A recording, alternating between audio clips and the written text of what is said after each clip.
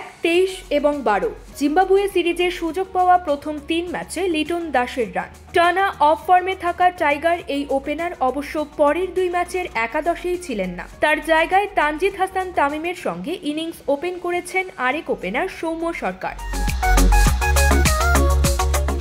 বাজে ফর্মের কারণে একাদশ থেকে লিটন বাদ পড়েছেন কিনা এমন প্রশ্ন উঠছিল। এমনকি বিশ্বকাপ দলে তার জায়গা নিয়েও নানা গুঞ্জন চলছে। তবে গতকাল সিরিজের শেষ ম্যাচের পর টাইগার অধিনায়ক নাজমুল হোসেন শান্ত জানালেন, পূর্ব পরিকল্পনা অনুযায়ী জিম্বাবুয়ের বিপক্ষে শেষ 2 টি-20তে বিশ্রাম দেওয়া হয়েছে লিটনকে। শান্ত জানালেন, আমরা এই সিরিজে সবকিছু ট্রাই করেছি। এটা পরিকল্পনাই ছিল লিটনকে 2টি ম্যাচ বিরতি দিয়ে সৌম্যকে সুযোগ দেওয়া। 3 জনেরই একাদশে থাকার সুযোগ আছে, প্রতিপক্ষ বিবেচনা করে বেছে নেব। তবে টপ অর্ডার ব্যাটিংয়ে উন্নতির জায়গা দেখছেন শান্ত। জানালেন, আমাদের টপ অর্ডারে ভালো ব্যাটিং করার সামর্থ্য আছে। টপ অর্ডার ভালো শুরু করলে দল ভালো অবস্থায় থাকবে।